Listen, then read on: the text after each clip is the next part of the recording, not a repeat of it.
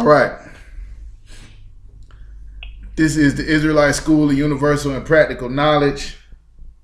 We started out at 1 West 125th Street, Harlem, New York. Back in 1969, we under commanding General YAHANNA. We're not affiliated with any other Hebrew Israelite group. This is Truth 101 class every Monday where we bring out the basics of what we teach in the I.S.U.P.K. You know what I'm saying? Try to break it down. Christ said, unless you become as like little babes, you cannot enter the kingdom of heaven. So we make sure that we break this thing all the way down. So if it's you new to the truth, you just coming in, you just figuring it out, you know what I'm saying? We can get this thing broke down to where your 3-year-old can understand it. All right. If you can't break it down, what you believe in, to a child and explain to them why you do what you're doing, you don't really know what you're doing. All right. So somebody give me the first scripture I asked for. Come on. Go ahead. The book of Hebrews, chapter 5, verse 12. For when for the time ye ought to be teachers, ye have need that one teach you again, which be the first principles of the articles of God. Read it again. For when for the time ye ought to be teachers, ye have need that one teach you again, which be the first principles of the articles of the Most High. They say oracles, right? All right. Hebrews chapter 5:12 say it's a time, right, where you supposed to be teaching.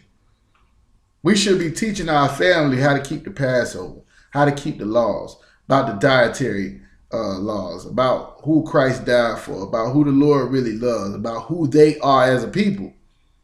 But the problem is we in that time where we should be teaching, but we have need that somebody teach us again. Why is that? Because everything that we learn from someone who did not care to go and search the scriptures and see if everything that they was teaching was in the scriptures. We learn from people who learned from seminary school, who was taught the Bible from their oppressor, and then they came and taught it back to their people. We learn from a nation that did not know the Lord and whose Lord God was not. The Most High is not the God of the other nations. So if you're being taught your Bible, that's your history of your family by another nation, then you got it wrong. So now when you're supposed to be teaching it to your family, to your kids, to other brothers and sisters who need to change their life, you can't even teach it to them properly because you ain't never heard it the right way. For when the time where you ought to be teachers, you have need that one teach you again, right? Which be the first principles of the oracles of God. You want to know everything that's so heavy and break down all these different things, how many heavens it is, you know what I'm saying? All this other stuff that you want to know about. The realm of this and the realm of that and how to do this and how to do that, right? When the Bible is very basic. Thou shalt not. It's real simple. I know evangelist, whoever, and what is his name, missionary, whoever would get up there and they try to make themselves so damn deep when Christ himself would come and break it down to the point where the kids even understood it. You don't understand? I'm going to give you a parable. 2 men walk in a bar, right? Christ's going to give you an example to make sure is you understand it at an elementary level. And that's what we do here. Keep reading now. And are become such as have need of milk and not of strong meat. You done become like a baby who cannot even chew meat. We're going to give it to you the milk. This was called a milk class right here. Truth 101. First class you take. For you can get to the advanced studies, so you can understand what all these brothers is talking about. Everybody put your phone on mute. So you can understand everything that's going on. You got to know this. Yo, y'all hold on real quick. Everybody check your phone. Make sure your phone is on mute.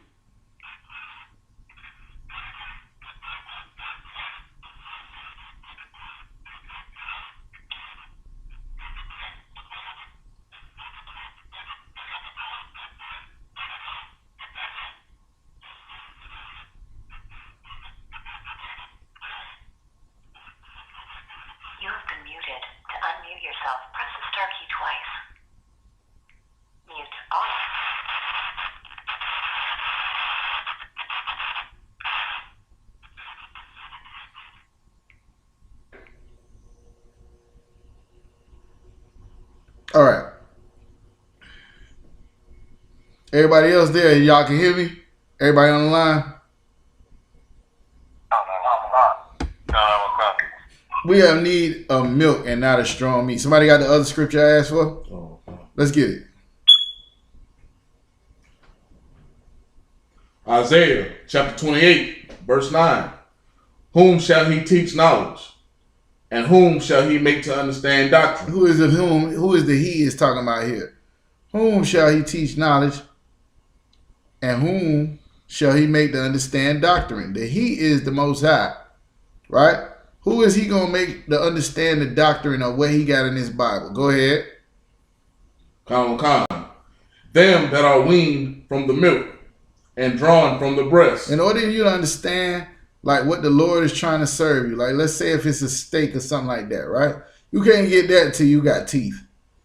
You need to be able to bite down and chew on and digest this thing that's going on. As you coming out the womb, you knew. You've been born again. Now you a baby, right? You've been born again. Now you need to get something that you can actually digest before you got teeth. Before you've been standing in this thing, before you done been to 4-5 Passovers, before you done kept a few high holy days. You need something that's going to help you at the beginning of this thing. All right? Who is the Lord going to make to understand doctrine? Read. Come. Them that are weaned from the milk and drawn from the breast. Now, in order for you to be weaned from the milk and drawn from the breast, what does that tell you? That you started out with the milk. You started out on the breast. You didn't jump and skip steps, and now you all of a sudden want to jump out there and teach people and you know what I'm saying, break down scriptures and do all this other stuff and battle niggas on Facebook and all of that. You started with getting the basics of what the hell your doctrine is and what you believe, and you understand that before you move forward. Keep going. Come. Verse 10. For precept must be upon precept, precept upon precept, line upon line, line upon line, here a little and there a little. Because precept must be upon precept. Right now in this class, what I'm going to give you is, if you asking me a question, I'm going to show you in the Bible where it's at. And if it's more than one place, we're going to go to all of them that I can get to or that I'm familiar with, so that we can get where it's at in the Bible. Here, it's over here. And then he said it over here. The Bible ain't no book you pick up and you read from beginning to end and think it's like a storybook. Because some of the stuff is going to be happen before it even come up. Know what I'm saying? You need to really know about Christ before you can learn about anything else. The reason being is because you're going to doing all that reading about the old covenant, and we ain't even in that covenant no more. You're doing all that reading, learning the history about this brother and that brother, when Christ came and set the trend for what we're supposed to be doing now in this one. So you might need to know that one. But you don't even know, you can't even learn about Christ without learning about Moses or without learning about Noah. So you're going to need that too at the same time. It's not in chronological order. You're going to have to go to one precept. You're going to have to go to another precept. Here a little and there a little. And that's what we do here every Monday night. Everybody understand? Come. All right, that being said, we got the question the brother asked. Let me see here.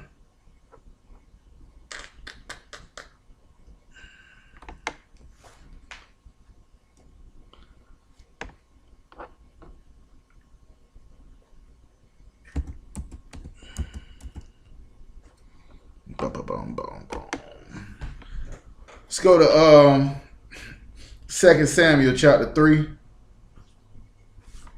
2 Samuel chapter 3. This was a question given to me, and the question was, we already know, like, in the truth you learn, let's say, for instance, you have a wife, and your wife deals with another man, right? If sex is marriage, and she has sex with this other man, then as far as the Lord is concerned, she no longer belongs to you. She belongs to this other man, right? So David came and he paid the dowry, everything to Saul for his daughter. Saul took that and then ended up giving his daughter to another man. Right? The question was in this scripture where David went and got his wife back and took her from the man that Saul gave her or Saul gave her to. Was he wrong for doing that? Right? Was he sinning for taking his wife back? So go ahead, Marcus, you somewhere where you can read. I need to have another brother read it.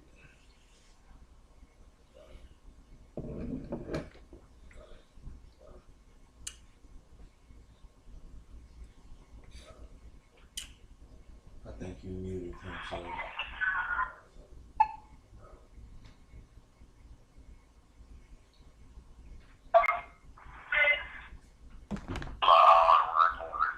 All right, no sweat. I got it, sir. All right, go ahead and read. 2 Samuel chapter 3, verse 14. Come on. Let me see if that's what we need to start at. Yep. 2 Samuel chapter 3, verse 14. Hold on. Go to verse 12. Come on, sir. 2 Samuel chapter 3, verse 12. And Abner sent messengers to David on his behalf, saying, "Who is the land?" Saying also, "Make the language with me, and behold, my hand shall be with thee to bring about all Israel unto thee." Verse 13, and he said, "Well, I will make a league with thee, and one thing I require of thee, that is, thou shalt not see my face, except thou first bring Michal, Saul's daughter, when thou comest to see my face." So now David is talking to Abner about going into a treaty. Not, I wouldn't say a treaty, but I'll say going into an agreement where me and you gonna be boys. We gonna be brothers. It's like a truce between the blood and the Crips, right? It's like all right. So listen, we gonna do this thing, right? But it's something on my head before we even go into this that I got on my mind that we got to take care of before we can be cool. Before we can roll together and do anything together, this is what I need. I need you to bring me Saul's daughter, right? Because I know where she at, and she over there with one of y'all. Keep going. And David sent messengers to I.S.U.P.K, Saul's son, saying, "Deliver me my wife Michal, which I exposed to me for 100 foreskins of the Philistines." Which I espoused to me for 100 foreskins of the Philistines. What this means is David did the right thing. He went to a father. He told him what it was going to take. He told him, "I need you to go kill 400 Philistines. Bring me back their foreskin, and you can have my daughter." That was the dowry, right? David gave him the dowry. But out of hate, he still gave his daughter unto another woman. So the question was David wrong, right? David wasn't wrong. David did what he was supposed to do. Here's the thing, though. If whatever the dude that Saul had gave her had married her already, when meaning like he hadn't slept with her, he hadn't been with her, then David could never take her back, right? David went and got her in the midst of it, knowing that this woman had not laid with him. Keep reading now. Come.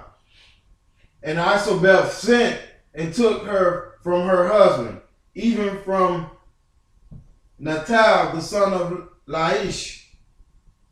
And her husband went with her along, weeping behind her. to Barim. Then said Abner unto him, Go, return. And he returned. And Abner had communications with the elders of Israel, saying, Ye sought for David in times past to be king over you. Verse 18. Now then do it, for the Most High has spoken of David, saying, By the hand of my servant David I will save my people Israel out of the hand of the Philistines, and out of the hand of all their enemies. So this tells you right here that the Lord was with David, right? That's probably the only reason why the dude that Saul gave her to hadn't been with her. Had not the Lord been with David, and the Lord kept his oath that he was going to give David certain wives. That's what it says in a scripture. It's a precept I use in the one with multiple wives, where he said, the Lord said to David, he sent through the prophet and said to David, I have given you all the king's wives.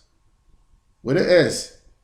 The Lord promised David certain wives. That woman was David's. And he did everything right. And even though Saul tried to foil the plan, the Lord gave her back to David. So by him asking for her, he already knew that they had not been together. The wording's a little weird, and how you feeling like it, because he did say her husband. It do say her husband right there. I would be interested to see what the Hebrew word was, but even though he would have been dead wrong and an adulterer to take it back. Now remember, when David did, technically, he didn't literally commit adultery by sleeping with another man's wife, but he sent another man to war so that he can get killed so he can have his wife. And when he did that, the Lord punished him. The Lord punishes people for sinning in the Bible. There was no punishment for this, so that's how you know David didn't sin. Everybody understand?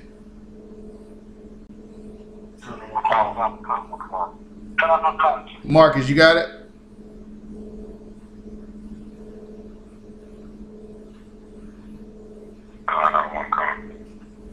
All right, Most High in Christ. Next question was, give me Daniel chapter 5. Uriah, I want you to read it. Let's see where we're going to start at.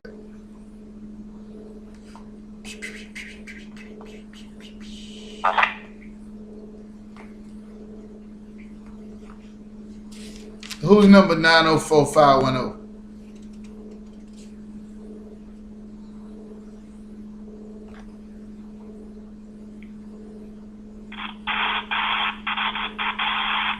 Who's 904-510?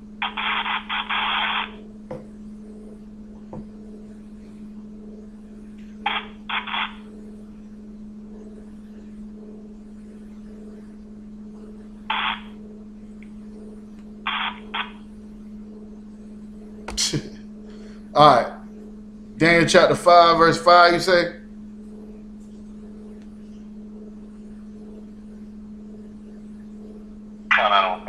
Start at verse 1.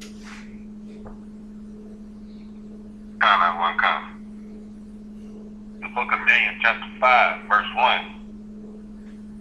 Belshazzar, the king, made a great feast to 1,000 of his lords, and drank wine before the 1,000. Belshazzar, while he tasted the wine, commanded to bring the golden and silver vessels which his father Nebuchadnezzar had taken out of the temple which was in Jerusalem. So who was Balthazar? Black, sir. Go ahead. The son of Nebuchadnezzar. Right, so where is this taking place at? Taking place in captivity. What captivity? The Persian, I believe. Who was Nebuchadnezzar over the children of Israel? What captivity was that? Oh, Salakia, sir. The Babylonians, right? So Belshazzar is his son, right? So Belshazzar the king made great feasts of thousands of his lords and drank wine before the 1,000. Belshazzar, while he tasted the wine, commanded to bring the gold and silver vessels which his father Nebuchadnezzar had taken out of the temple, which was in Jerusalem. So they already then took over the temple of the Lord's people. He making a big party, right? A big feast. And he say, hey, remember that stuff we got from them niggas out the temple? Bring them cups, bring them chalices. Y'all gonna see them if y'all ain't never been to no Passover or something. Brothers gonna be in there. Some brothers gonna have their own, you know what I'm saying? I don't know, it'd be the equivalent of a pimp cup in the world or something like that, nigga. So this nigga's stunting, right? He like, bring me them cups that we had got from them Israelite niggas when we had took over out the temple. Bring me them cups. I want to drink out them tonight. We smoking on Pookie Load tonight. Know what I'm saying? They stunting on the Israelite people in a sense. Right? Bring me them cups. Go ahead. Sir. Middle of verse 2. That the king and his prince and his wife and his concubines might drink therein. Verse 3. Then they brought the golden vessels that were taken out of the temple of the house of the power. Of the house of what? They was taken out of what? Taken out of the temple of the house of the power, which was at Jerusalem. And the king and his prince, his wives, and his concubines drank in them. Nah, y'all keep in mind, these were the things that was sacred to the Lord. The Lord told Moses to put certain things in the temple that nobody, even other Israelites, couldn't even drink out of. If you wasn't a priest, you wasn't even supposed to be touching certain stuff, right? Here it is, this heathen that took over the Lord's people, went in the temple, took stuff out. He throwing a party and got them niggas drinking out of the cups that was in the temple.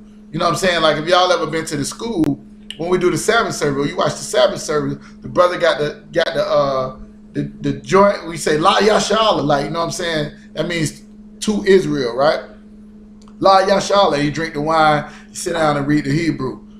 We got things like this. This was all the way back in the original temples. Things made of silver and made of gold. And he's sitting there, these uncircumcised heathens, as David would have called them, right? Sitting there drinking out of the Lord's people, stuff that they stole from the Lord people.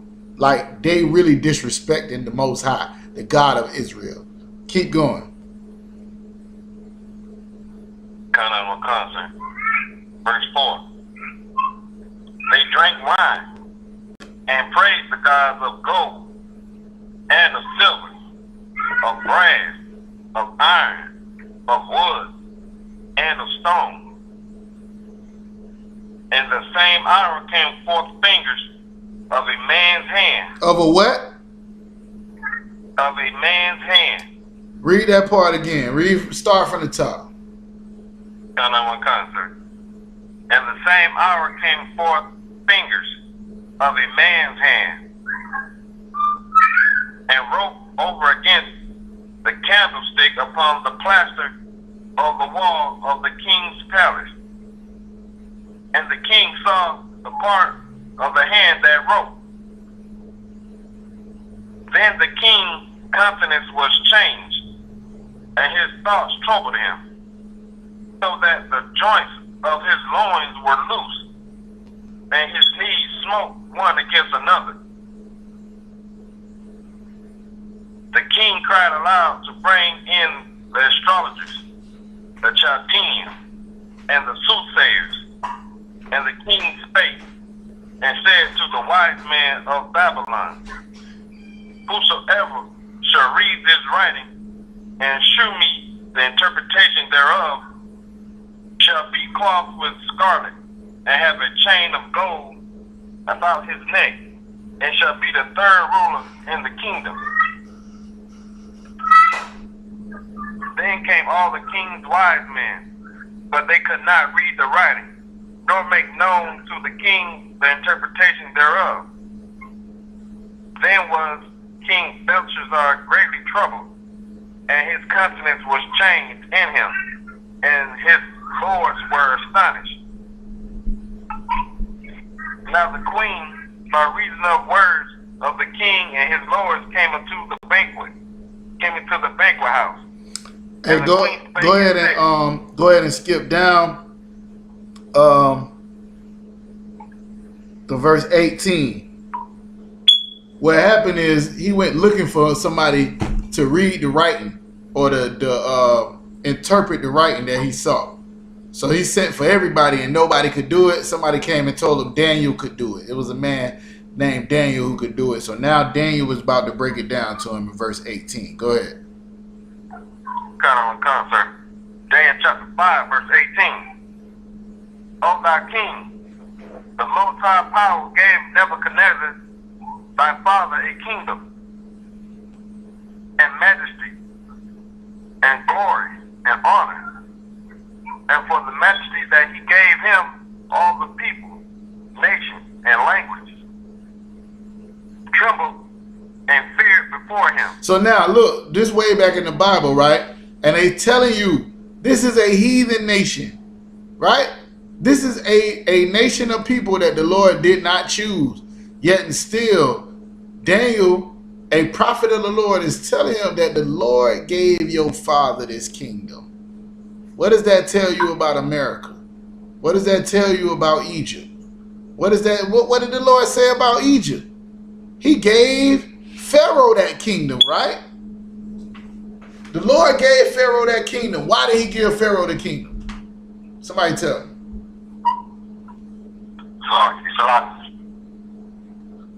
Go ahead, Marsha Moore. So he could show his power. So he could show his power in the earth. So he could destroy it. Right? That's Romans chapter 9. For this cause have I raised thee up that I might show my power. That's what he told Pharaoh. So now he gave this heathen a kingdom as well. And Daniel is giving this heathen the breakdown of what really was written on that wall. So keep reading. Come, sir. Whom he would, he slew. And whom he would, he kept alive. And whom he would, he set up. And whom he would, he put down.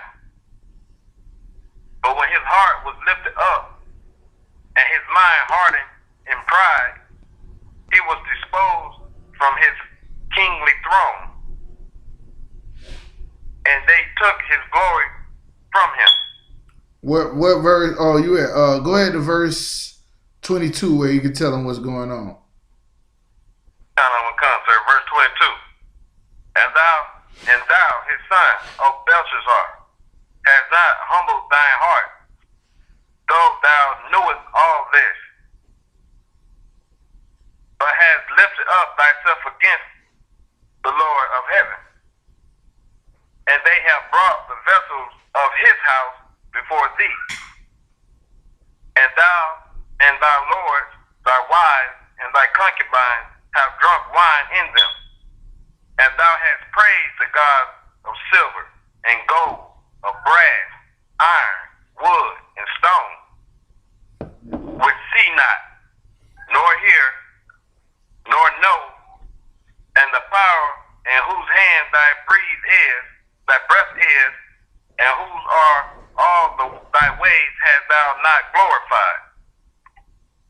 Then was the part of the hand sent from him, and this writing was written, and this is the writing that was written. Mene, Tekel, of Shan, of Harson. You far.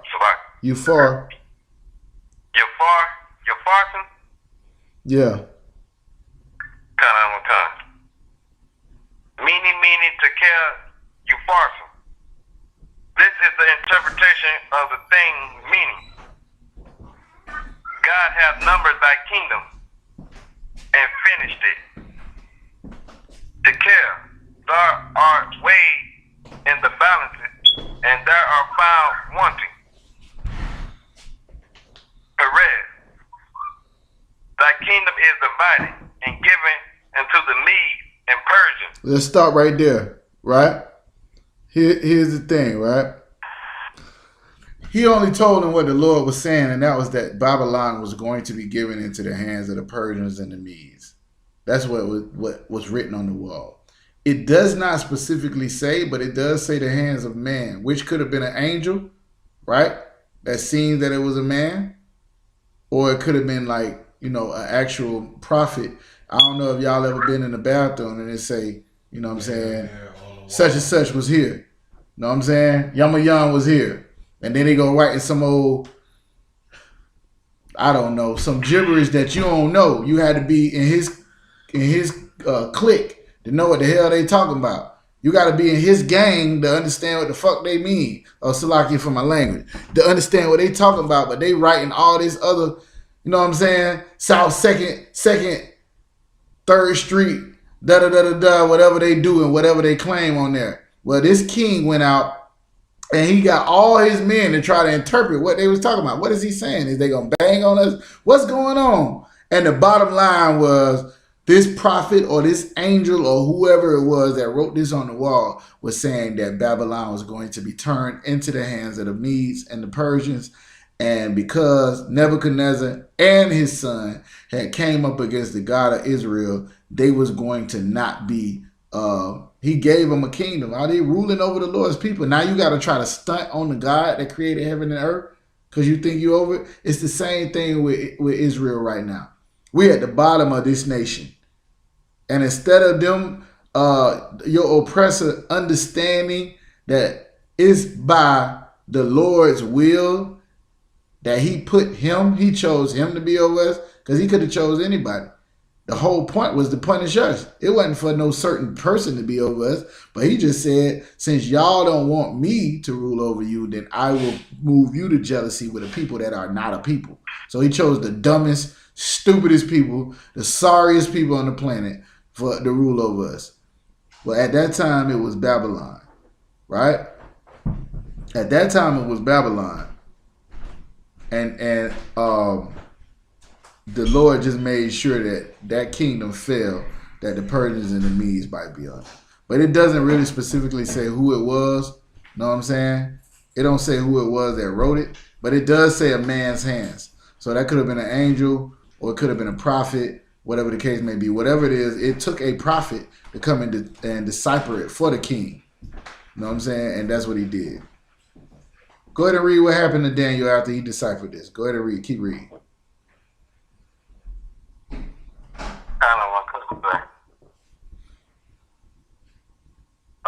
Verse 29. Then commanded Belshazzar, and they clothed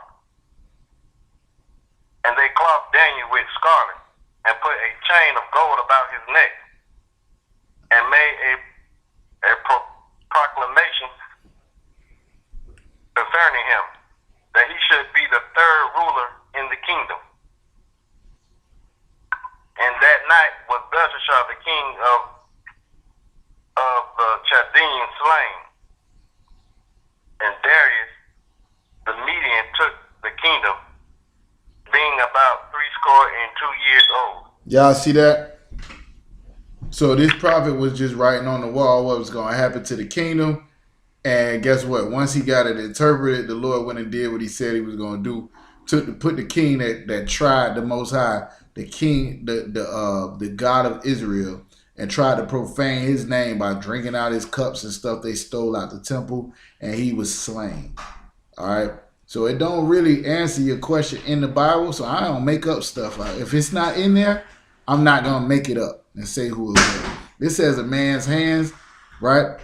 But those hands could have been the hands of an angel, could have been the hands of a prophet, whatever the case may be. So we just got to go with what the scriptures say. It's just some random dude walked up and wrote something on the wall, and it took for a prophet of the Lord to decipher what it meant. All right? Sir. Salaki, if I may. Yeah. I read that verse probably like 2 or 3 times, and it's kind of like the first time I understood what it was saying. All right, as soon as I read verse 5, when it said a man's hand, it just jumped back to me. No sweat. This is why we tell brothers to get in class. Let me tell y'all something. Before I came into the truth, some nigga, I'm saying some nigga, but this is my brother. I really love the nigga. He dead now, but the brother, he found out he was an Israelite from a fake Israelite group. Put me up on it, right? I did a lot of self-studying before I came into the truth. Because I thought niggas in the I.S.U.P.K was crazy. I thought the niggas were crazy. Like, who the heck? These niggas crazy. But anyways, here's my point. A lot of stuff you think you know by studying on your own, you needed to be broke down to you by a man of the Lord. That's the first scripture we read, right? In a time where you ought to be teaching, you need that one teach you again. The first principles of the oracles of God. Who is the Lord going to allow to understand? Those that's been weaned from the milk, meaning you started on the milk. Once you understand the first principles of the oracles of God, then you can take another step. Say, all right, now I can learn this. Now I can learn that. Now I can ask this question. Now I understand this. Now this makes more sense to me because I know the basics. I have a foundation I can stand on about how God works, who he loves, who he don't love, who he can't stand. You know what I'm saying? And all of the things that you've been taught in the church had nothing to do with the Bible.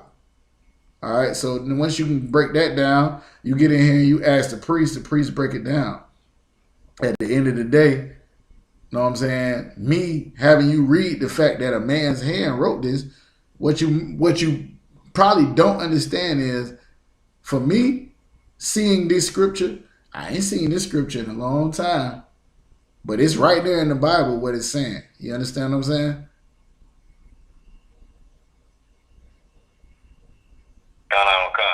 God. Most High in Christ. Most High in Christ. But I can't say. Go ahead. But I can't say. Go ahead. If I understand, that means every empire have their hands dirty by stealing our stuff from our temple. You could say every empire. You could. What I would say is all of the empires that are named in Psalms 83. Psalms 83 names them. Now, I don't know if it names every empire, but it talks about the Edomites and the Moabites and the Hagarenes and all of these different people. Those are the people that said, come and let us cut them off from being a nation. Let us take to ourselves the people of God, that they would be no more in remembrance, that the name of Israel will be no more. This is what it's talking about. All of these people are confederate against us. You know what I'm saying? Yeah. Any great nation that was on the face of the earth had the Israelites at the bottom. Every great nation on the face of the earth, the Israelites were slaves or servants in that nation, just like we are right now. You may think you got it together. You miss a couple of days off that job. You let them fire you, and you see where you're going to be living at, no matter how good you're doing. You have to go and work. All right? All right. Somebody give me... Go ahead. Oh, so I just want to say what you just said was true. Because if you look at a lot of the African countries like Timbuktu, I think that we were like slaves in that country, and we also built up a lot of built Africa up for the actual Hamites. Absolutely. Hell, everything I say in this joint better be true, or I am not going to be teaching this class very long. Everything I say in here better be true. There's not an option for you to say like, hey, what you saying is true. Everything I say better be like that. Better be. It ain't no, it can be. It better be. All right? 2 Corinthians chapter 2. Let's get it. Who asked that question? So like I said, I did. All right, let's go ahead and read it. Where you want me to start at? 2 Corinthians chapter 2. My question. What was the question? My question is this talking about forgiveness and brotherhood at the same time? What verse? Starting at Well, it's from like 3 to like 5 and 6 is where I'm getting stuck at. All right, let's start at verse 1 then. Come on. 2 Corinthians chapter 2, verse 1. Y'all can hear the brother on the line, on the conference line? All right. Go ahead. 2 Corinthians chapter 2, verse 1. But I determined this with myself, that I will not come again to you in heaviness. For if I make you sorry, but is he that... Read that part again. Verse 2. 2 Corinthians chapter 2, verse 2. For if I make you sorry, who is he then that maketh me glad? But the same which is made sorry by me.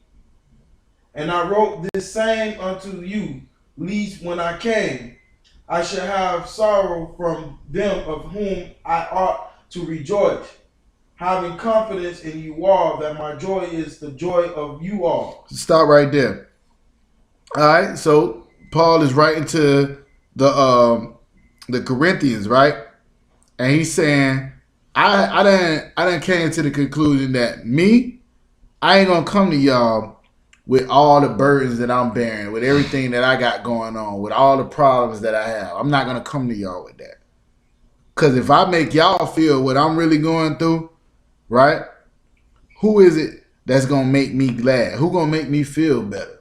Y'all, if y'all brothers up under me, and I'm talking, and I ain't speaking nothing that's gonna inspire y'all to continue to follow the Lord, right? And y'all looking to me as a leader, and I'm coming to y'all like, man, boy, I tell you, boy, nigga, such, and I'm telling you all my problems and all that. They like, well, damn, I believe this brother is following the Lord and doing what the Lord is saying to do. And all he ever talking about is negativity and foolishness and all this stuff that's going on. Listen to me.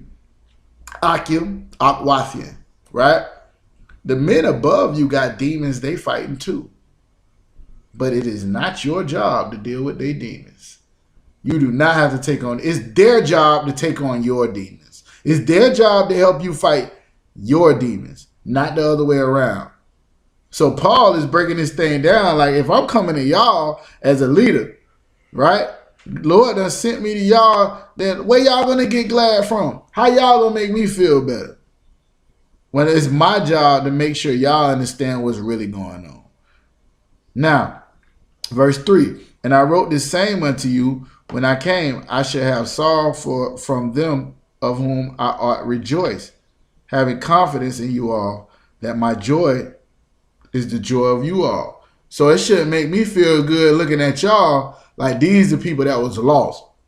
These are people that had no savior. These are people that wasn't going to do nothing with their life until the Lord got involved. Seeing y'all change y'all life and serve Christ should make me feel better automatically. So I shouldn't have nothing negative to come at y'all with. This is what Paul is saying. Do everybody understand? Come on. All right, go ahead to verse 4.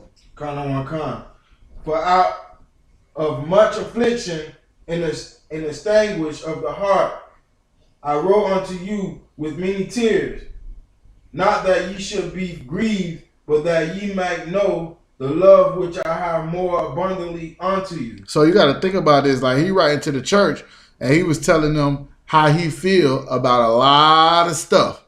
These letters go in. And he's saying, like, in those letters, I done gave y'all some of the stuff that I was going through, the things I was crying about. Maybe I told y'all too much.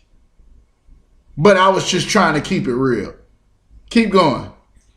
But if any have caused grief, he have not grieved me, but in part, that I may not overcharge you. Verse 6. But let me break that down. But if any have caused grief, he have not grieved me, but in part, that I may not overcharge you. Meaning, I came to y'all that type of way, right? So if it's another brother that's coming to y'all the same type of way, I can't put the blame on him, because me as a leader, I I did the same thing, right? I brought y'all a certain level of a spirit. I put a spirit on that. So now I can't charge this man for coming with negativity when I came with it myself. I can't charge this man for coming with something that was against this, out of the spirit of the Most High Christ, if I didn't come in the spirit of the Most High Christ. If I didn't look at it like we were conquerors. If I didn't look at it like we were better than whatever the hell we was going through. So now, how can I expect any man under me to do the same thing? Everybody understand? All right, go ahead to verse 6. Significant. Sufficient. Salakia. Sufficient to such a man is this punishment, which was afflicted of many.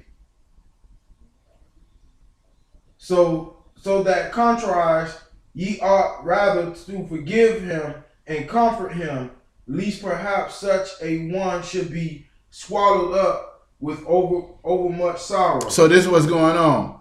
Now it's other people that's coming with the same thing. They bringing their problems. Oh, I got problems, bro. I'm going through it. I'm this, I'm that, right? And he's saying, now y'all don't look down on this man because he's going through something, because he's bringing his problems around, and now you got to deal with his issues, right? Unless this brother be swallowed up with overmuch sorrow. He already going through something. He already got something going on, right? You can't fault this man because he done brought it around. He's only doing the same thing I was doing. So what you should do is forgive him for bringing the negativity around and comfort him through what he's going through. Offer this brother some brotherhood to get him through what he's going through, as opposed to looking at it like, damn, man, this nigga always with this negative stuff. He always got something going on. It's always something wrong with him. Comfort him. Lest this man be overcome with the sorrow that he's going through, where he can't take it. He should feel like he got his brothers behind him and on his side. Everybody understand? Go ahead to verse 8. Verse 8. Wherefore I beseech you that ye would confirm your love toward him. For to this end also did I write, that I might know the proof of you, whether ye be obedient. In verse 10. To whom ye forgive anything, I forgive also. For if I forgive anything to whom I forgave it, for your sake forgive I it in the person of Christ. So stop right there. Verse 10, or let's go back to verse 9. No, verse 8. Wherefore I beseech you that you would confirm your love towards him. Make sure you understand that this brother knows that whatever Christ told us to do, as far as concerning a brother, we're going to do that. Whether it's building a brother up, whether it's, not speaking to him ever again, whether it's taking him to counsel, whatever it is, he got to know that at the end of the day. That's love, that we keep his commandments, right? For this is the end, for this end did I write, that I might know the proof of you, whether you be obedient in all things. So this is what Paul's trying to find out. I'm giving you this order right now, that if this go down this way, this how you handle it. Know what I'm saying? And the reason I'm giving this order is for this end, so I can know if you're gonna follow the damn order. Are you? I know how you feel about it, but are you going to follow the order? This is what Paul is saying to the church of Corinth. I know y'all tired of this, that, or the other, but you got to be able to show love towards one another, whether you like it or not. And that's the order. That's the order. No matter what a nigga going through, you show him love, you confirm that you got his back, these type of things, regardless of how you feel about it. And I'm writing this to you so I can find out if you're going to follow this order or not. You understand?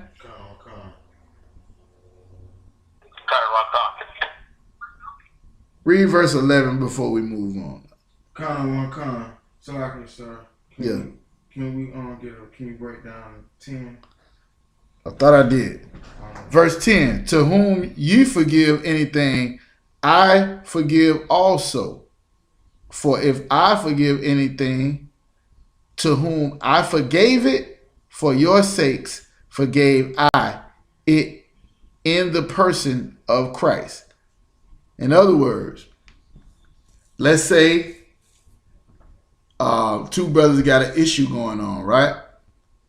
If them brothers can get past that issue, then whoever did whoever wrong, let's say me and you got an issue, right? If we can get past the issue, whatever issue, let's say I feel like you wronged me or something like that, right? If I can get past it, then nobody else got to get involved. Know what I'm saying? The captains ain't got to get involved. The generals ain't got. We forgave each other. That's what it is. The only comes in is if we can't. Now they got to figure out who was right, who was wrong, and they may render a judgment based on me doing you wrong or you doing me wrong or whatever the case may be. You understand what I'm saying? So now, if you forgive me, they ain't got to get involved.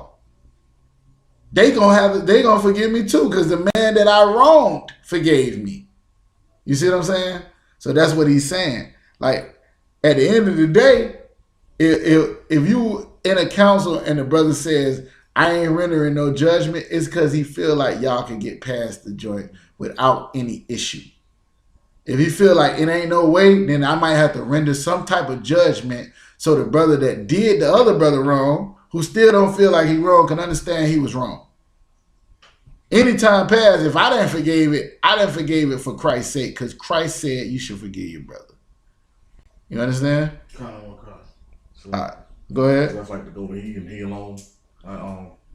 Yeah, but even if like it's I done been in councils where a brother done been like, you know what I'm saying, like bop, no, they ain't getting it together. Okay, though, this the judgment that I issue, and the issue done been, like I'm saying, they can't get through it, so we gonna have to make a judgment and settle it for them, right? What he's saying is, if y'all can, if you can forgive somebody, then I'm gonna go ahead and forgive them too.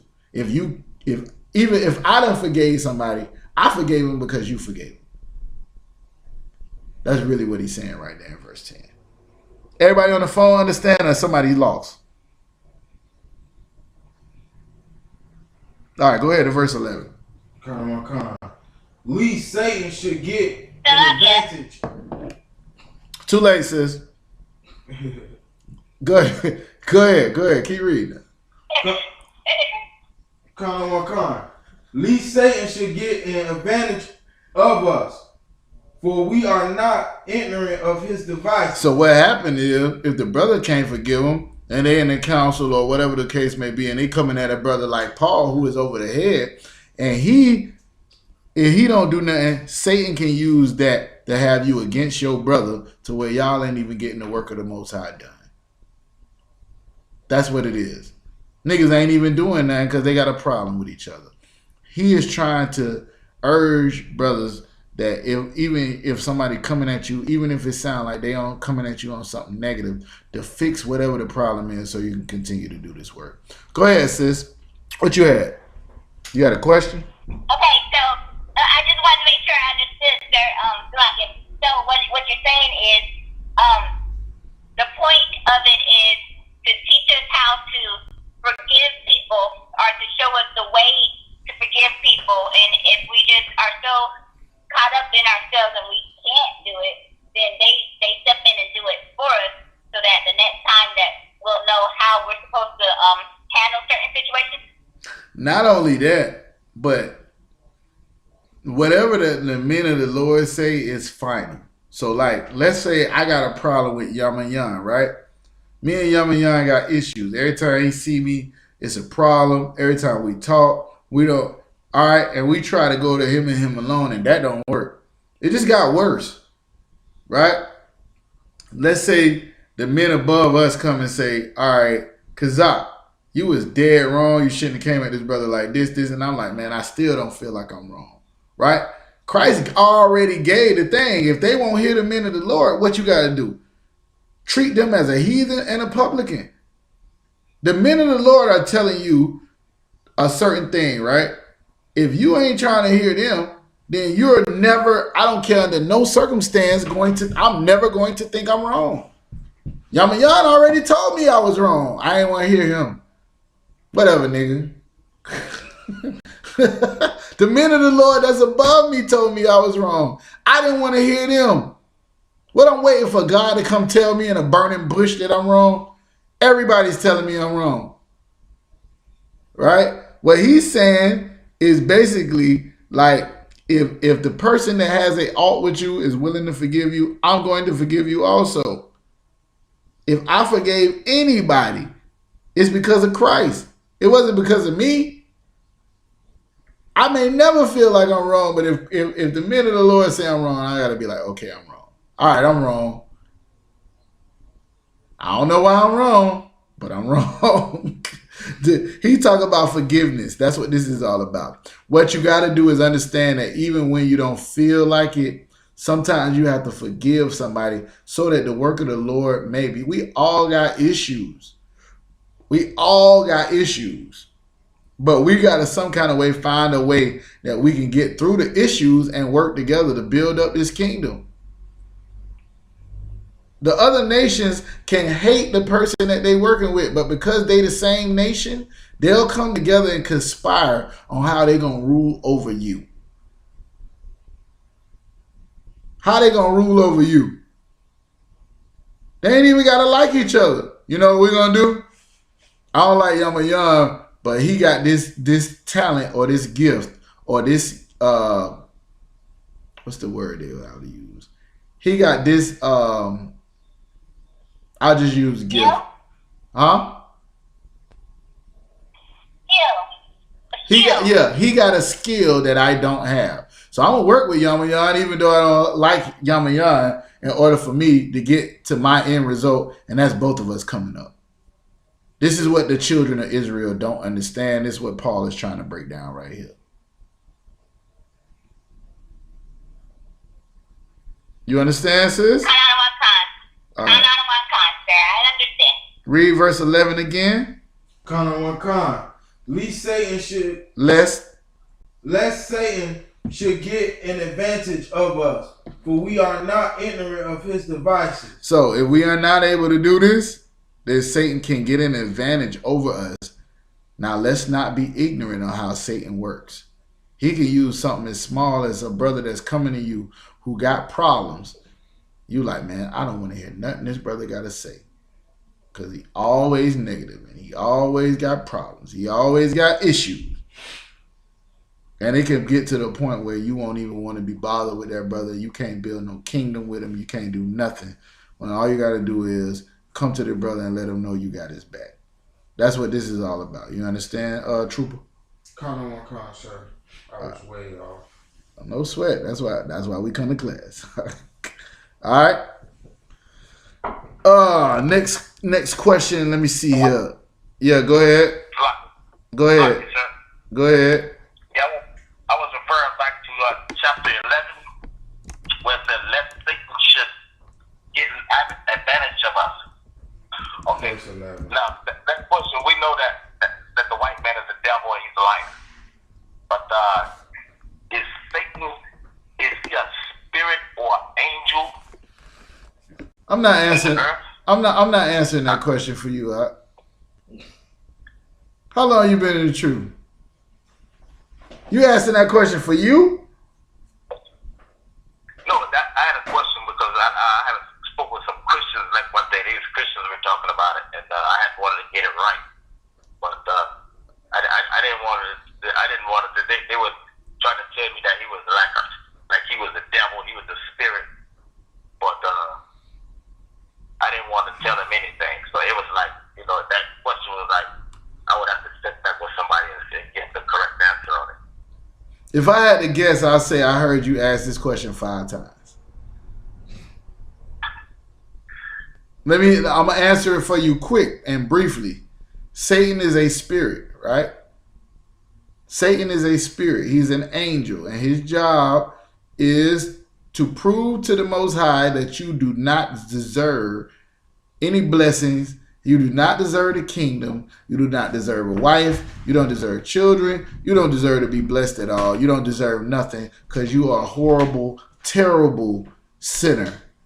That's what his job is, to prove to the Lord that you ain't nothing and you don't deserve nothing. That's Satan's job. And his job was given to him by the Most High because everybody ain't supposed to make it. The Lord is not inclusive. He wants to separate those that love him from those that don't. Satan's job is to show the Lord who loves him and who don't. So Satan will tempt you with all the things of this world, just like he did Christ in Matthew chapter 4. He took Christ on a mountain and showed him all this stuff right here. You can rule over all these nations. All you got to do is bow to me. That's what he did to Christ. He's doing the same exact thing to you. You want weed, you want women, you want cocaine, you want Molly, you want to make a lot of money on your job, you want to do all this stuff. All you got to do is serve Satan. Now do it. And you'll never get a blessing from the Most High. You'll get blessed from Satan. He'll give you a blessing, but you won't get blessings from the Most High ever. And you won't make it into the kingdom. You understand, BLACKWATCH? All right, Most High in Christ. All right, somebody give me a Leviticus chapter 18.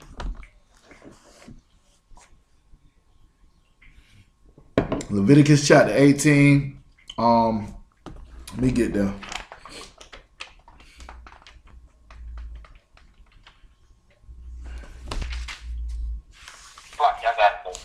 One second, let me get there.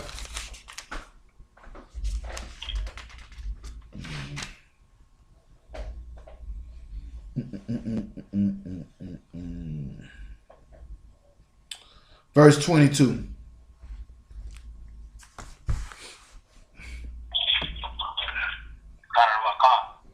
Leviticus chapter 18, verse 22. Thou shalt not lie with mankind as with womankind. It is abomination. Whoa. Neither shalt thou lie with any beast to defile thyself therewith. Neither shall any woman stand before a beast to lie down thereto. It is confusion. It is what? It is confusion. It is confusion. Certain things the Lord put in order, right? He made man to be with a woman. He made a woman to be with a man. Thou shalt not lie with mankind as the same way you lie with womankind. It is an abomination to the Lord, right? Neither shall you lie with a beast. What's the difference in a man sleeping with a man and a man sleeping with a dog to the Lord?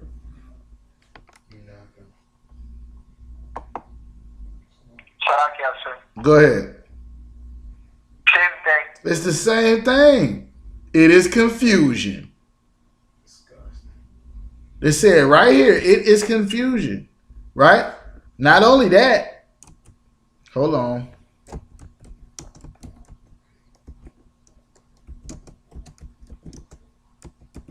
It is an abomination. Somebody give me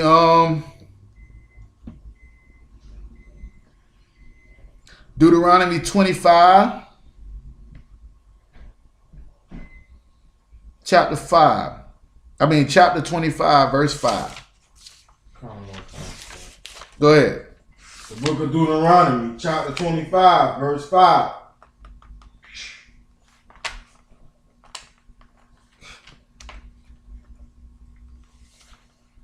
The book of Deuteronomy, chapter 25, verse 5. If brethren do well together and one of them die. 22 verse 5. The book of Deuteronomy, chapter 22, verse 5.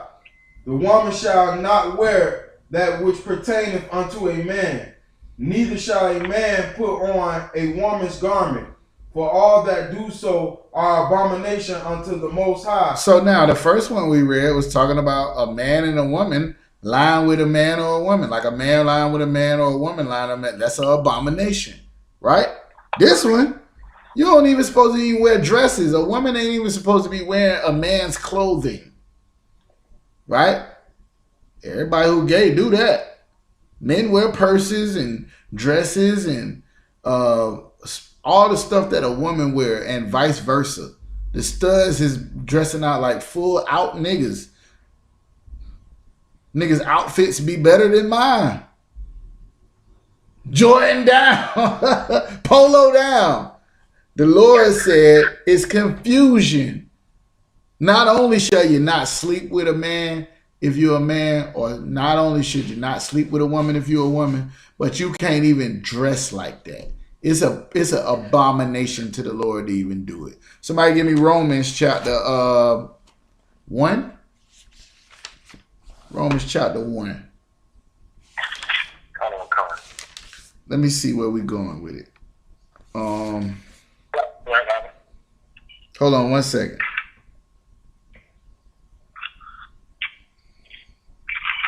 Give me verse 25. Verse 25.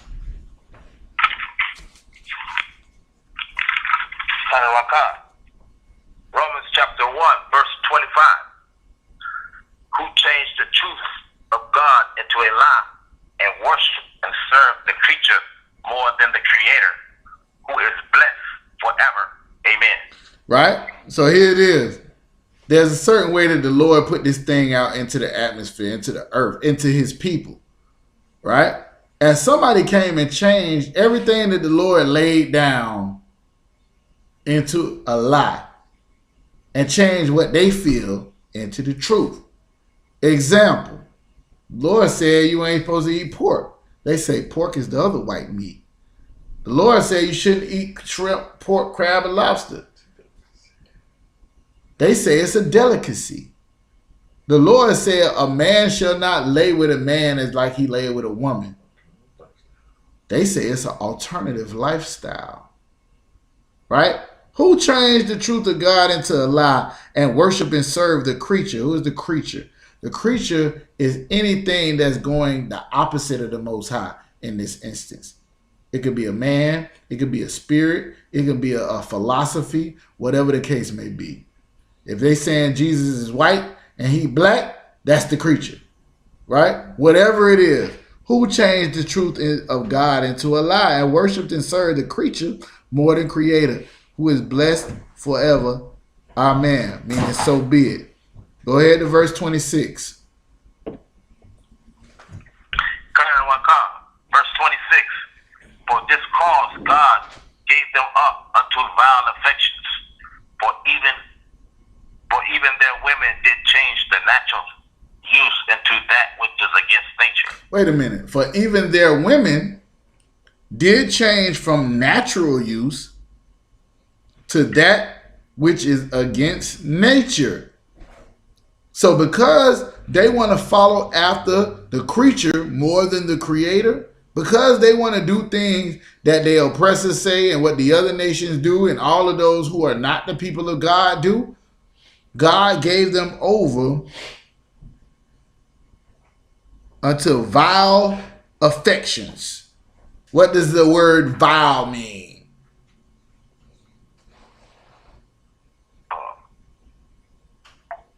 I like answering. Go ahead.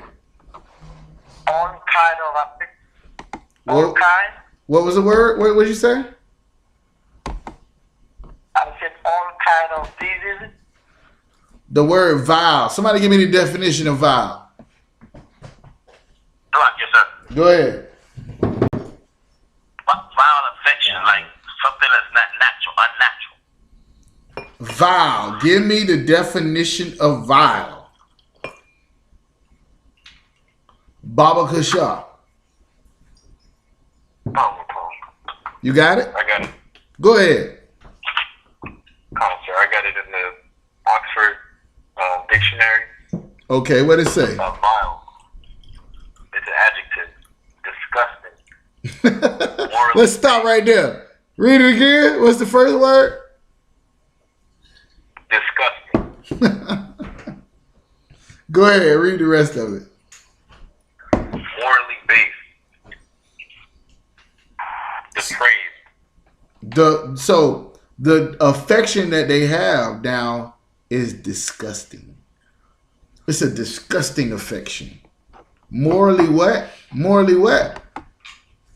Morally based. Base, B-A-S-E? Yes, come. Right. It's morally wrong. It's disgusting. Their affection that they have, like, it's not natural is what it says, right? Keep reading. Come. The third one, abominably bad. No. Whoever was reading verse 26, I think it was BLACKWATCH. Verse 27. And likewise also the men. I need verse 26 again. Verse 26. For this cause God gave them up unto vile affections. For even their women did change the natural use into that which is against nature. Y'all see that, right? God, for this cause that they wanted to serve the Creator more than they wanted to serve, wanted to serve the creature more than they wanted to serve the Creator, God gave them up. So even gave them up to vile, meaning disgusting affection. The affection that they have is disgusting. It's an abomination. Even their women did change from natural use. What's the natural use of a woman? We ain't got to go into it. It ain't got to be heavy. It ain't got to be deep. It's the thing that rules the world. It is the most powerful thing on the planet besides the truth. You ain't got to answer the question. If you don't know, say Salakia. Salakia, sir. Oh my God. Who is it? Who is this saying Salakia? Oh Lord. Council. Who? No, I was just going to say. Salakia. Who's this? Who's this talking? This Trooper BLACKWATCH? Call me after class, huh? Go ahead and say what you was gonna say. Go ahead. What you said? Yeah, I was going to say that when we were just talking about that, I see that every day. Like I see like a man with another woman, and the other day I seen a woman. She looked like the man. She had another woman with her. Yeah, that's everywhere. I tell the brothers all the time in Duval, right? Some cities you go in, you're going to get like a heavy Muslim resistance, right? You got Muslims all over the place. Some places like Chicago, you get a heavy gang resistance. Like they like thinking the Shield of David is like a gang representation, you know what I'm saying, for the vice lords or whatever they think it is or whatever they call them, right? Right? Gangster disciples or whatever. They think niggas like that. In Duval, what we're going to be fighting is to get the city back from the studs. That's what's going to happen. And we might have some studs bomb on us. And they walk around and they harder than the niggas. And they'll fight you and they'll shoot you and that's all. That's what you're going to have to come against. Depending on where you at, that's what it is. Well, this is the demon that plagues Duval County. All right? So everywhere you go is like that, BLACKWATCH, not just in your city, and mine as well. All right? But this is what he's saying is because these people want to serve the Creator more or serve the creature more than the Creator. So now it's an alternative lifestyle. You have to respect it. That's what Esau said. You got to respect it. And if you don't, you're a bully. So they're going to bully you into respecting it when you're trying to respect the Creator of heaven and earth. Whoever's on, go ahead, BLACKWATCH, keep reading. Give me verse 27. Verse 27. And likewise also the men leaving the natural use of the woman burn in their lust one toward another. Men with men working that which is unseemly and receiving in themselves that recompense of their error which was meet. And likewise, the men also Yeah, we're just talking about the women in verse 26, right? They left their own, what was natural for them. Men leaving the natural use of a woman, meaning they don't even want the most powerful thing on earth besides the truth. They don't even want it. Imagine that. Burned in their own lust, one towards another. Listen. Never mind. Y'all know how I roll. I ain't gonna even get into that. Listen. Men with men, working that which is unseemly, and receiving in themselves recompense. What is that? Payment, reward, punishment, or whatever the case you deserve. That which is unseemly, and receiving in themselves a reward for their error, a reward which is suitable. That word meet means suitable. Like it'll help meet, a help that's suitable, right? Meet. Receiving to themselves a recompense for their errors, which is suitable or appropriate. Now, what the Lord say is appropriate for somebody who sleeps with somebody, or somebody that sleep with a horse. What does the Lord say? What is appropriate for somebody who sleep with a horse? Anybody. Just take a wild guess, even if you don't know. What do you think the Lord say is appropriate for somebody who have sex with a horse? A man or a woman? Let me get somebody on the line. Go ahead. Damn, everybody want to answer that question. That what you were going to say a lot? Death, right? So what do you think the Lord says is appropriate for a man who has sex with another man's wife? Anybody? Go ahead. All right. So what do you think is appropriate for a man who has sex with another man? No. Before we get there, a man that has sex with a child, what do you think is appropriate? That's too torture because death is too easy. Anybody? Go ahead. Okay. So what is appropriate for a woman who has sex with another woman?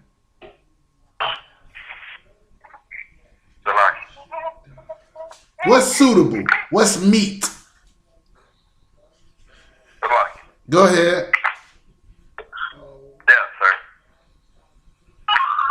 Mariana, you understand?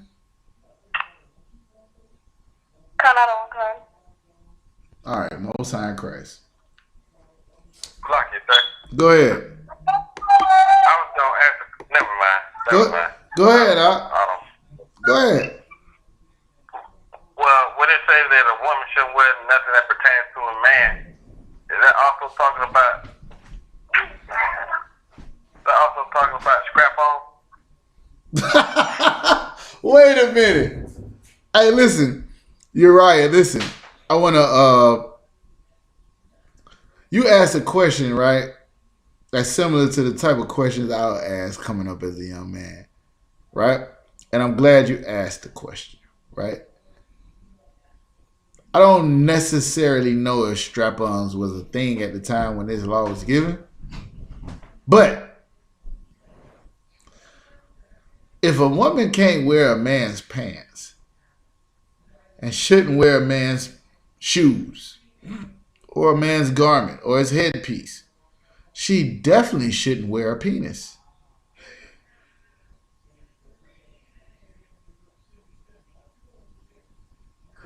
You understand? I understand, sir. Shalom. Shalom. All right. Give me Ezekiel chapter 3. Sis, did you have any other questions on that before we go? The sister that asked the question.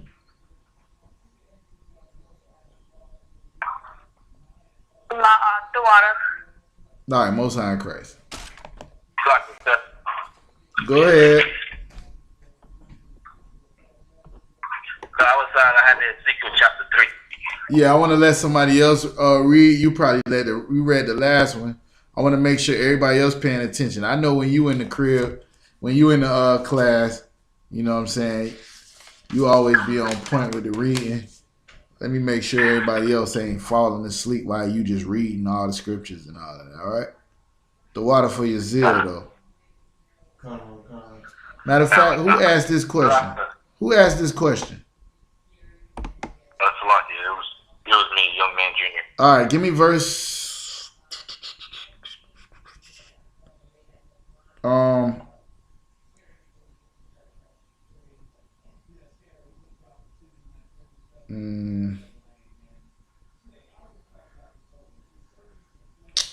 Shoot.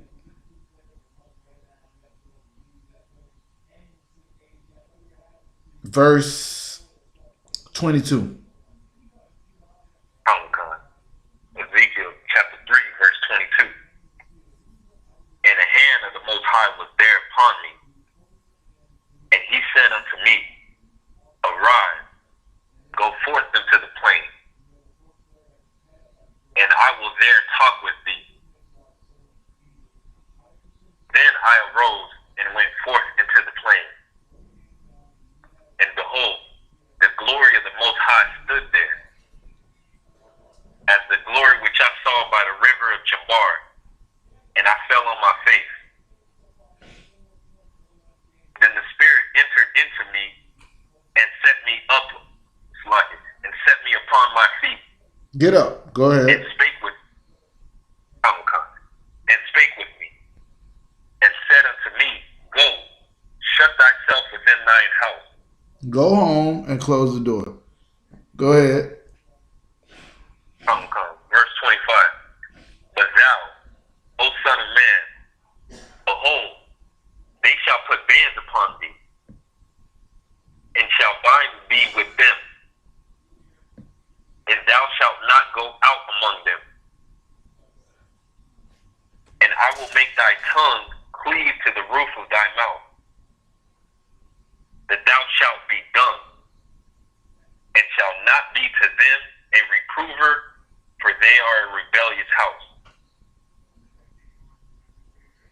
But when I speak with thee, I will open thy mouth, and thou shalt say unto them, Thus saith the Most High Power.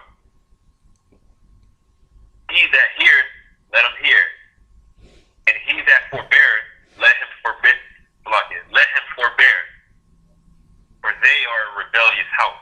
All right, so if you go back up a little bit, the Lord is telling Ezekiel, if I send you to be a watchman over these people, and you warn these people, and they still don't, he look at verse 17. Son of man, I have made thee a watchman unto the house of Israel. Therefore, hear the words of my mouth and give them warning from me. When I say unto the wicked, thou shalt surely die, thou giving him not warning, nor speaketh to warn the wicked from his wicked way to save his life, the same wicked man shall die in his iniquity, but his blood shall be on your hands. Verse 19. Yet if you warn him, and he turn not from his wickedness, nor from the wicked ways, he shall die in his iniquity, but thou hast delivered thy soul. Right? What the Lord already knows is the people that Ezekiel is talking to don't want to hear that righteous shit. Salaki for my language. That's what the sister said out there when the Kentucky ate. We don't want to hear that righteous shit. That's what she said. Right? In the scriptures it say it. In the scriptures it say they say prophesy not unto us truths. Prophesy unto us smooth things. Right? You know what the people of God want to really hear?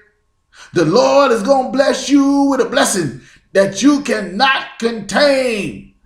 The Lord is going to bless you and you're going out and then you're coming in. You know that bill you can't pay? He going to pay it. Look at your neighbor and say increase. Listen, this is what they want to hear.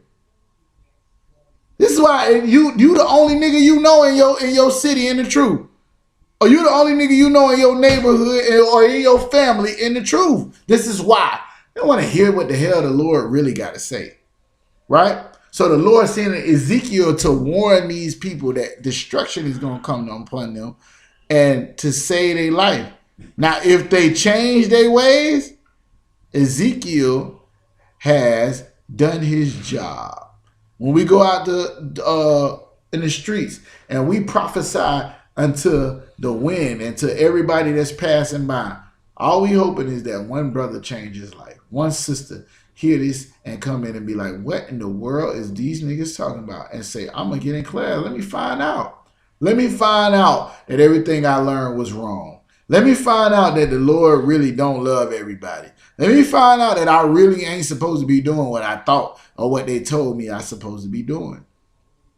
So since Ezekiel was about that life to go out and do what the Lord said to do, the Lord was like, man, you wasting your time. I'm going to just make it where you can't even do it because I know you going to do it. We say this every week. Lord allow, we'll be out here every week until YAHANNA come back. Now nobody don't want to hear it. We don't want to hear that righteous shit. But we still going to go out there. Sometimes the Lord will stop us from going out. It'll be raining. The damn pandemic can happen to the whole earth and nobody will be out there. Whatever the case may be. You can blow 2 tires. Sometimes we blow 2 tires and still get to camp.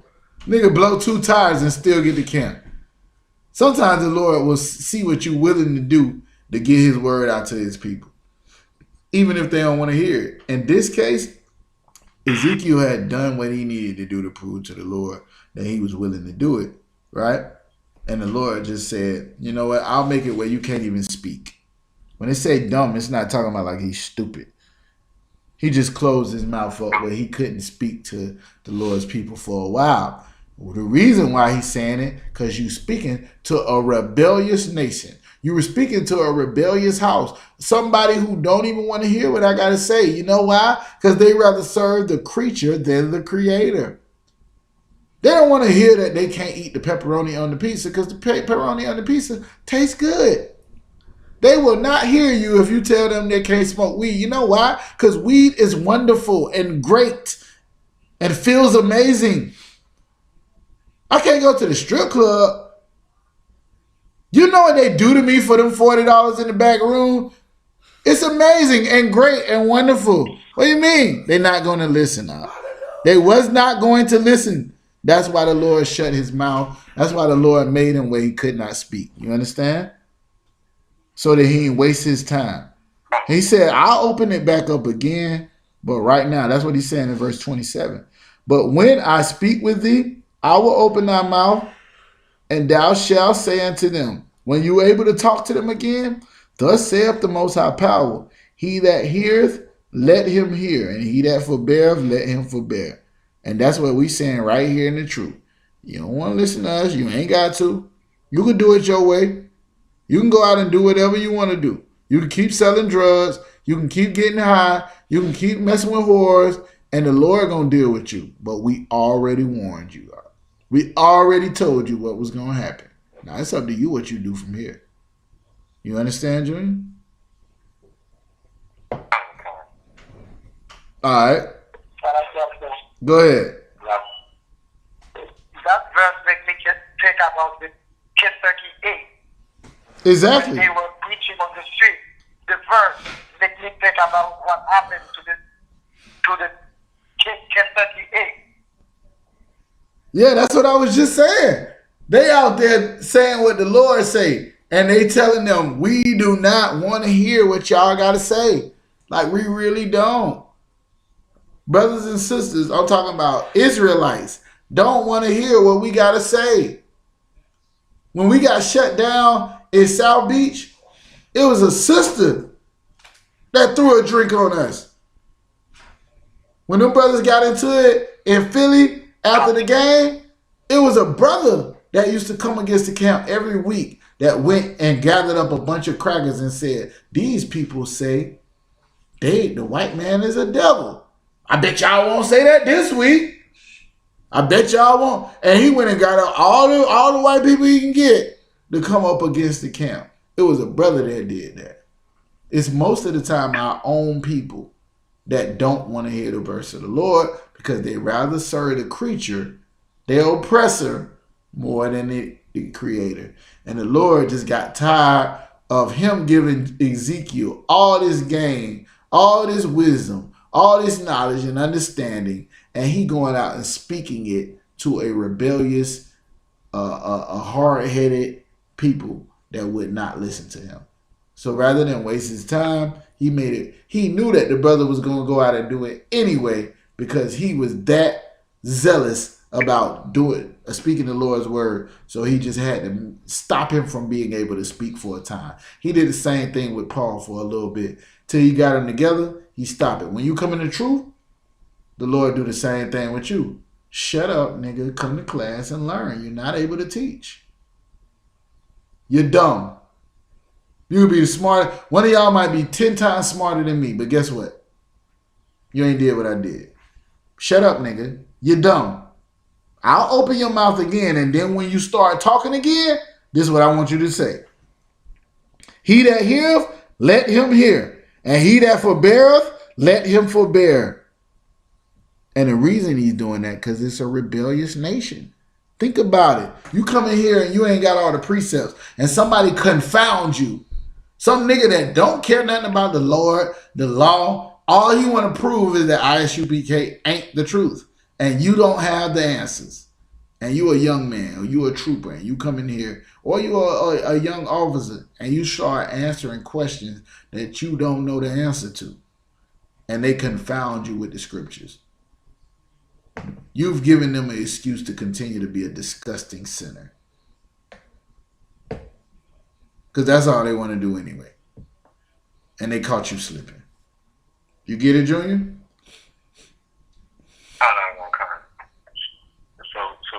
So basically, like, I mean, it's just walking in the way of the UPK of just putting in all black and not talking to family. Because, like, when I first came in, it's like, you know, right away I didn't really, you know, think much of it because, you know, like Captain said yesterday, you know, it's in your mouth as sweet as honey, you know, and you want to tell everybody about it, right? Yeah, I know. Not me. Not me, You know what I wanted to do? I wanted to cut everybody. I wanted to cut my mama. I wanted to cut niggas online I ain't never met before. I was going and joining in little Israelite groups just so I can cut them niggas. My first checking in the truth was, nigga, you are a trooper in the school. Why are you having a debate with niggas online on Facebook? I couldn't stop. I learned something, and I want to let everybody know I know something.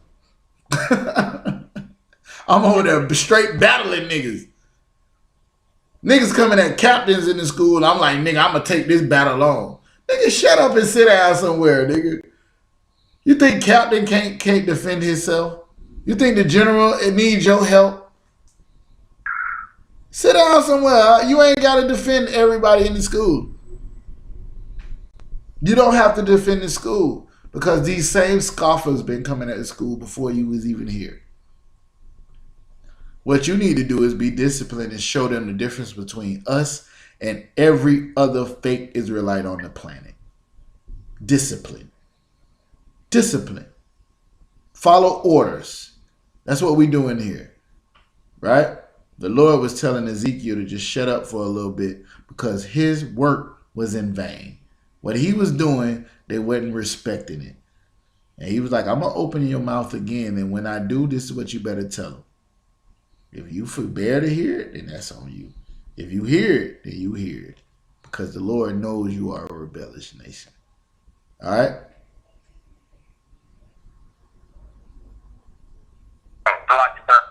Go ahead. Yeah, what you were saying was actually right because actually I remember that happened out on the beach, and I sometimes you have sometimes right now today when we go out on the street, we're speaking like against a rebellious nation. Some of them just walk right past and you don't hear anything. Damn, I forgot. I almost forgot because you was there on South Beach when the incident that I'm talking about happened. I almost forgot you was there. And I almost forgot what else happened, but I ain't gonna even bring that up in here. But yeah, exactly. That's exactly what I'm saying. All right. Any other questions?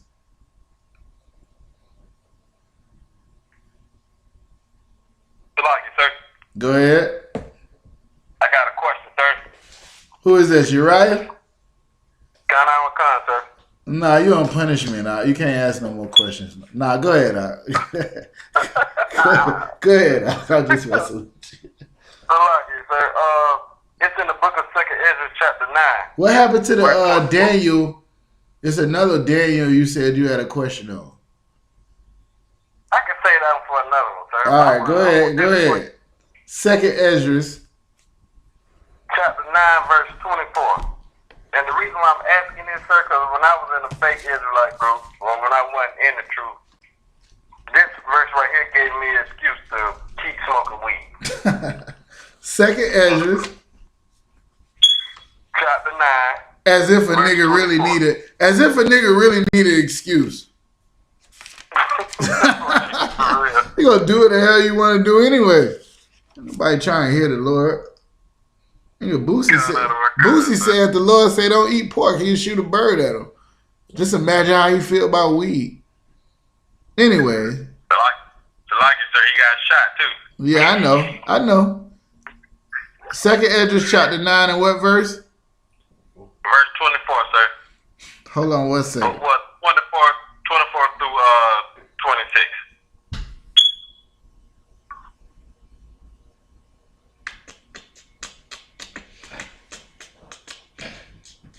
All right, give me verse 22. Khan, sir. The book of 2nd Ezra, chapter 9. Hold on, what's 22. your verse? What's your question? Is this My question is this a good reason to keep smoking weed? No, sir. My question is it don't say specifically what the flowers of the field was, but it had herbs in there. And I'm saying me leaning on my own understanding, not having no kind of knowledge. All right, go ahead. Break it. Go ahead and read it. Khan, sir. Verse 22. 2nd Ezra, chapter 9 and 22. And before you even get into it, I'm gonna just say you don't even know who you're talking to, but go ahead. I'll start there. Go ahead. Khan, sir. Let the multitude perish then, which was born in vain, and let not my grape be kept, and my plant, for with great labor have I made it perfect. Nevertheless, if thou wilt cease yet 7 days more, but thou shalt not fast in them, but go into a field of flowers, where no house is builded, and eat only the flowers of the field. Taste no flesh, drink no wine, but eat flowers only, and pray unto the highest continually. Then I will come and talk with thee. So I went my way into the field which is called Adar, like as he commanded me. And there I sat among the flowers, and did eat of the herbs of the field, and the meat of the same satisfied me. Sir. So could you break that down for me? What is it talking about smoking weed at? It ain't talking about smoking weed, sir, but it said herbs and flowers of the field, so you know. What did it say to do with the herbs? It said eat them. It said what? It said eat. All right, I'm going to give you a precept and then we'll come right back here. Give me Genesis chapter 1, verse 30 real quick. A lot of y'all may not know, but I was a Rastafarian in the world, right? I was a Rastafarian, right? And they used to pull Genesis 1 and 30. And Genesis 1 and 30 was a scripture that we said verified that it was okay to smoke weed. Not that it was only okay, but that God gave is for you and me, man. It's from the earth. Go ahead,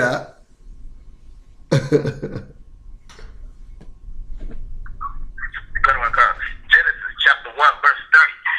And to every beast of the earth, and to every fowl of the air, and to everything that creepeth upon the earth, wherein there is life, I have given every green herb for meat, and it was so.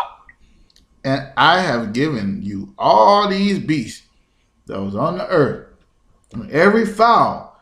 Now, you got a dietary law in Deuteronomy chapter 15 and Leviticus, I believe, chapter 12, if I'm not mistaken. It might be 11. Okay. That tells you cannot eat every beast. You cannot eat every bird. Right? Skip right on over that. Even as a green herb, I have given you all things. Right? As a green herb. And it shall be for you as what?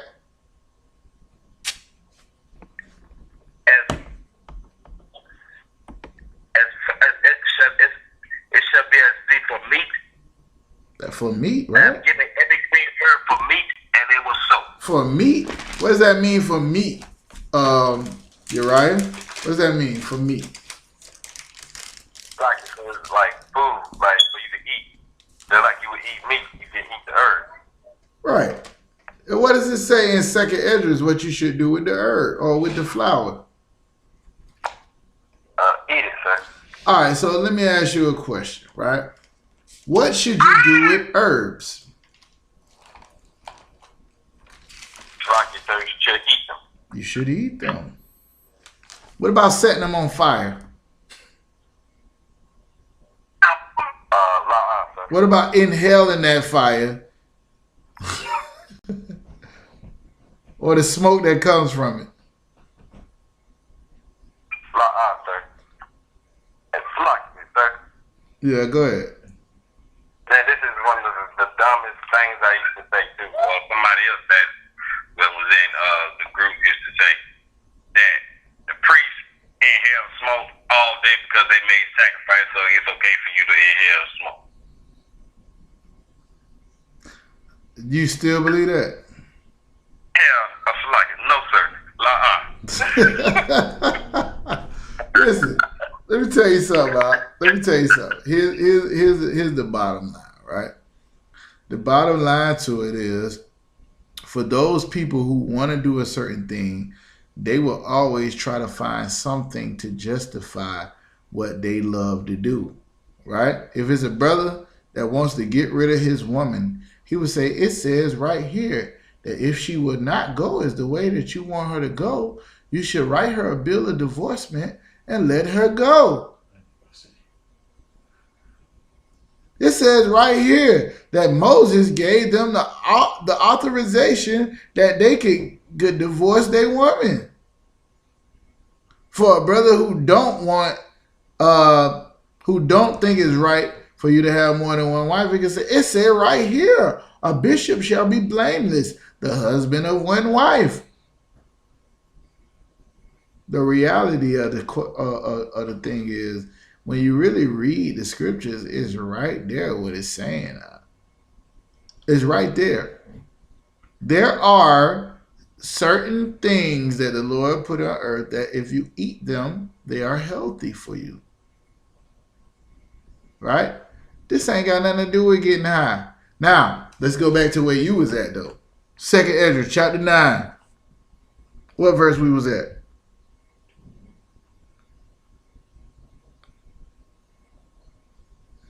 Like it, sir. I think we read it all the way through.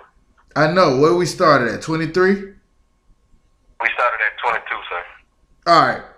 24. But go into the field of flowers where there is no house is built, and eat only the flowers of the field, and taste no flesh, drink no wine, but eat flowers only, and pray unto the highest continually.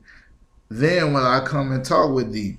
So I went my way into the field, which is called I.S.U.P.K, like as he commanded me, and there I sat amongst the flowers, and did eat of the herbs of the field, and the meat of the same satisfied me. After 7 days I sat upon the grass, and my heart was vexed within me like as before, and I opened my mouth and began to talk before the Most High, and said, O Lord, thou that showest thyself unto me, thou wast shown unto our fathers in the wilderness, and in the place where no man treadeth, in the barren place, when they came out of Egypt, and thou spokest, saying, Hear me, O Israel, and mark my words, thou seed of Jacob. For behold, I sow my law in you, and it shall bring fruit in you, and you shall be honored in it forever. But our fathers which received the law kept it not, and observed not thy ordinances. And though the fruit of that law did not perish, neither could it, for it was thine, yet they that received it perished, because they kept not the thing which was sown in them. And lo, it was a custom, when the ground had received seed, or the sea, a ship, or any vessel, meat or drink, that being perished, wherein it was sown or cast into, that thing also which was sown or cast therein, or received, doth perish, and remaineth not with us, but with us it have not happened so. For we that have received the law perish by sin, and our heart also, which received it, notwithstanding the law perish not, but remaining is forth. Right? You there? You there? What in the world does the law have to do with what he was talking about with the seeds and the plants and the flowers? What does that have to do with anything? Like you, sir, off the top of my head, I say I don't really know, sir. What is he talking about sowing seeds? What does that mean? What happens when you sow a seed? It grows. It grows, right? You planting something. All right. So the Lord was telling him to eat those things which he planted within the earth, and not those things which were not what he planted within the earth. What did the Lord sow into a man that would bring him life? Lucky, sir. Go ahead. The law. The law. That's what it's talking about. Remember when Adam and Eve put on the leaves or the fig or the leaves they covered up with the things of the other nation. When we break that down, that's all the other philosophies and the other doctrines of the other nations. The Lord was telling Ezra to only take in to him what the Lord had sown, which was the law, statutes, and commandments of the Most High, not to take in anything else. This has absolutely nothing to do with weed at all.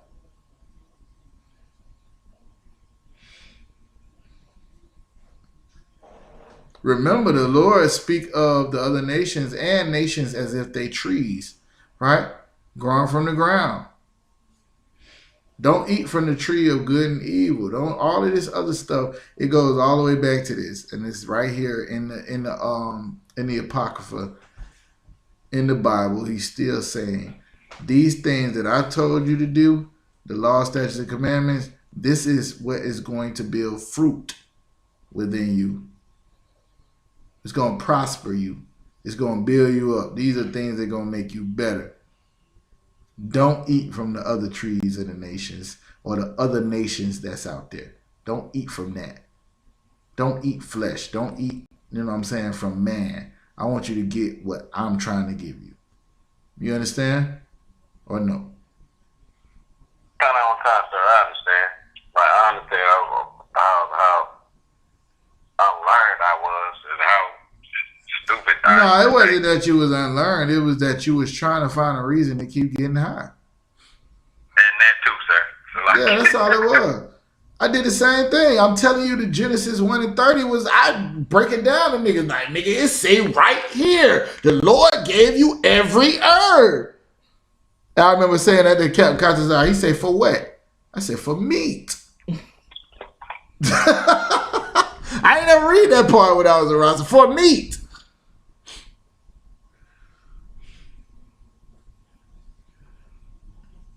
Edibles are not unlawful. Getting high is unlawful. I'm gonna leave you with that. Wait a minute. Are you saying I can? I'm saying you can't get high. That's what I'm saying. And all being said that you can't eat edibles either, so they get you high. Huh? So like, I say you can't eat edibles either because they get you high. It depends, It depends. The herbs are for healing. The Lord did give them to you for a certain purpose, but it wasn't to get high. Exactly. I know a brother that, you know what I'm saying, that has seizures. And the doctors is trying to prescribe him that if he can take it. And the edibles, I remember seeing on the damn thing when they was talking about getting it legal for medical marijuana. Her 8-year-old son or something like that had seizures all day everywhere, and she started to give him edibles, cookies. She didn't blow smoke in his damn lungs.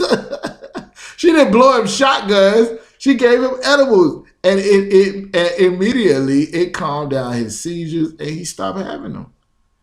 If you have a medical condition where the doctor prescribes you this, and this is what you do, you cannot smoke it, but you can eat edibles. If you just a nigga trying to get high and you eating edibles, then you're a junkie. You understand? Kind of concept. That's what I meant by that. Like if it ain't prescribed or if you don't need it, you shouldn't partake in it, right? Absolutely. The water, sir. Most time correct. All right. Any other questions?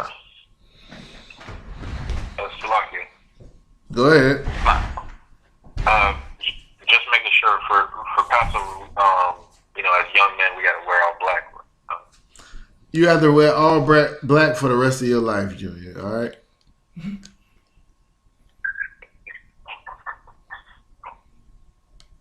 All right.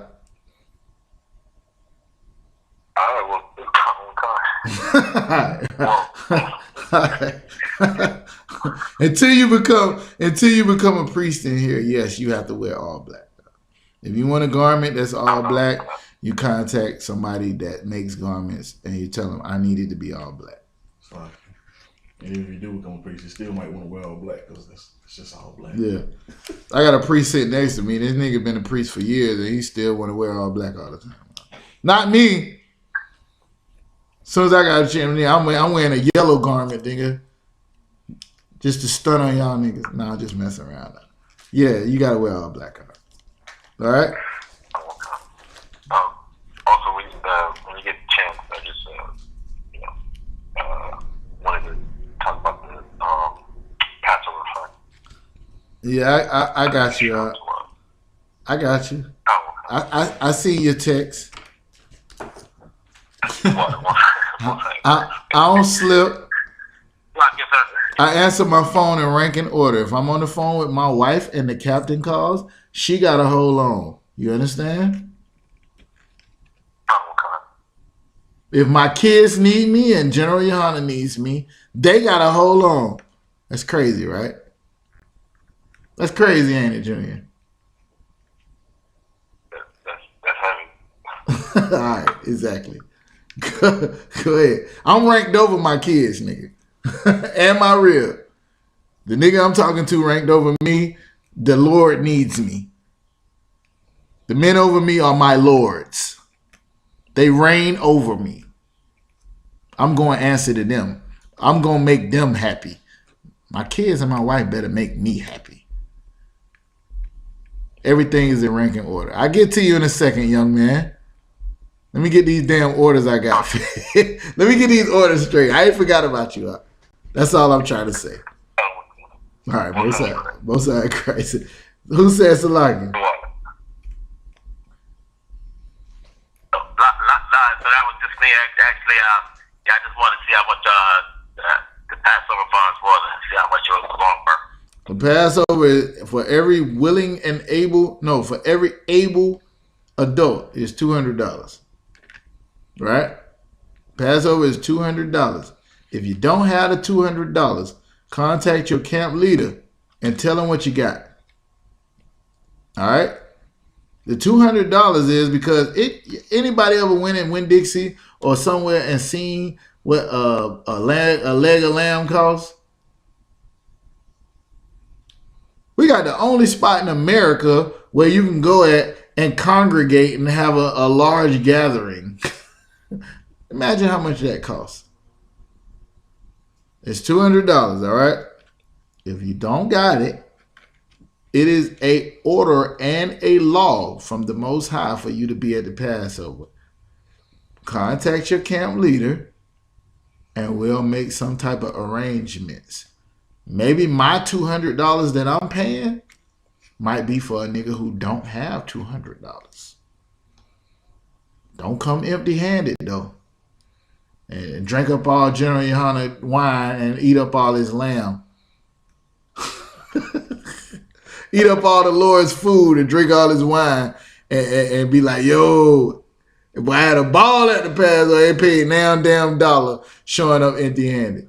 You do what you can, all right? If you can't do that, you do what you can, but everybody is required to pay $200. Your $200 might go for somebody who's damn starving and needs to come to the Passover. Everybody understand? All right, no sweat.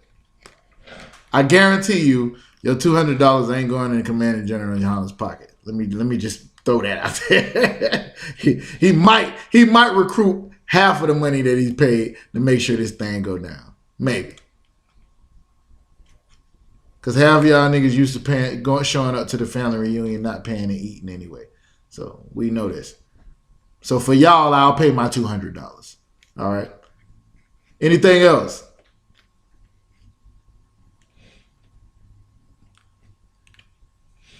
With that, I pass the class over to Precinct Officer Yamayan. Come.